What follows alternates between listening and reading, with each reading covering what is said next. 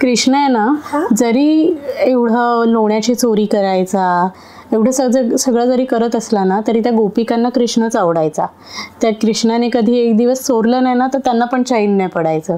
की म्हणजे त्यांना पण असं सहन नाही व्हायचं की अरे असं कसं कृष्णाने केशूबाप्पाने माझ्या घरचं लोणी का नाही घेतलं, असं रागवायच्या. मग एकदा काय होतं, एकदा म्हणजे नेहमीच त्या गोपिका कृष्णाला काय म्हणतात, एकदम ताजं ताजं लोणी खायला द्यायच्या.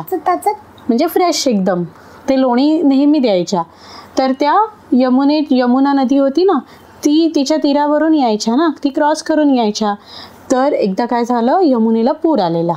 पूर म्हणजे जेव्हा खूप पाणी होतं नदीमध्ये आणि ते पाणी ओव्हरफ्लो होतं ना आणि खूप जोरात वाहायला लागतं, त्याला पूर म्हणतात, फ्लड. हां, तर तो जो पूर आलेला ना, त्यावेळेला त्यांना क्रॉस करायची असते ना यमुना नदी.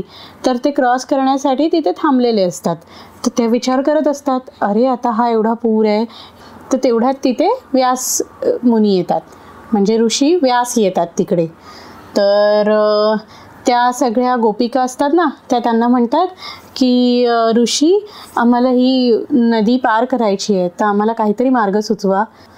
तर ऋषी म्हणतात की कशाला तुम्हाला आता एवढं पाणी वाढलं आहे आणि तुम्हाला कशाला ती नदी पार करायची आहे. तर त्या म्हणतात, आम्हाला आहे ना आमच्या कान्हाला हे ताजं ताजं लोणी द्यायचं आहे त्याला खायला.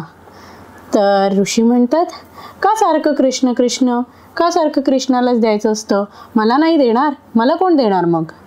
तर त्या सगळ्या घाबरतात आणि त्या म्हणतात की ठीक आहे ऋषी, आम्ही तुम्हाला पण देतो. आणि त्या पहिल्यांदा एक हंडी देतात लोण्याने भरलेली, मग दुसरी देतात. असं करून 5-6 हंडी ते ऋषी संपवतात. हां, एवढं लोणी खातात. आणि ते लोणी खाताना विचार करत असतात की कृष्णाला हे लोणी आवडतं, म्हणून कृष्णाला हे आवडतं, एवढं छान असतं, असं विचार करत करत कृष्णाचा विचार करत करत ते खात असतात. आणि एवढं लोणी खाऊन झाल्यावर त्यांच्याकडचं सगळं लोणी संपतं, एक फक्त हंडी शिल्लक राहते. तर त्या म्हणतात की ऋषीमुनी, तुम्हाला अजून हवं आहे का, की आम्हाला तुम्ही वाट करून देताय. तर ते म्हणतात की नाही, मला आता बस झालं आहे, मी तुम्हाला वाट करून देतो. आणि ते चालत चालत यमुनेच्या तीरावर येतात, हां, काठावर. आणि यमुना नदीला म्हणतात, हे यमुना माते, जर मी ह्या एवढ्या हंड्यांमधलं लोणी अजिबात खाल्लंच नसेल, तर तू या गोपिकांना वाट करून दे. तर ह्या गोपिका म्हणतात, अरे आत्ता आमच्या समोर यांनी एवढं खाल्लं लोणी, आणि हे असं कसं म्हणतात यमुना नदीला की मी खाल्लं नसेल. तर तरी पण आहे ना, यमुना नदी त्यांना वाट करून देते. आणि म्हणजे पाण्यातून अशी वाट तयार होते आणि त्या गोपिकांना जायला मिळतं. तर गोपिका म्हणतात, जाऊ दे, आम्हाला वाट मिळाली ना, आपण जाऊया पटापट.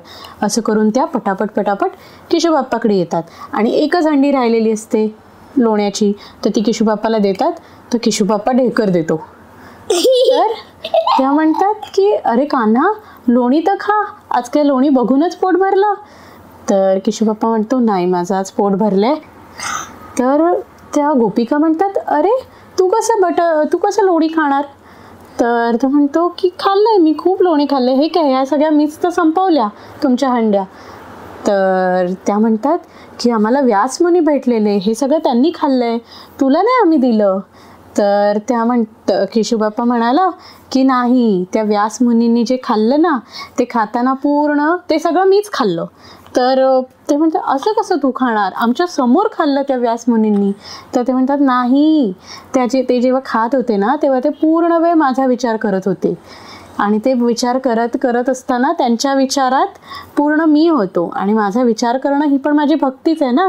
म्हणजे ते खाता खाता त्यांनी सगळं ते मला अर्पण केलं आणि मी खात होतो त्यांच्या थ्रू. तर असं मी सगळं एवढं खाल्लं आणि माझं पोट भरलं. तर त्या म्हणतात की बापरे, असं पण असतं. तर ते सगळे खुश होतात. आणि केशूबाप्पा म्हणतो, आता मला खूप जास्त झालंय. आणि केशूबाप्पा परत ढेकर देतो.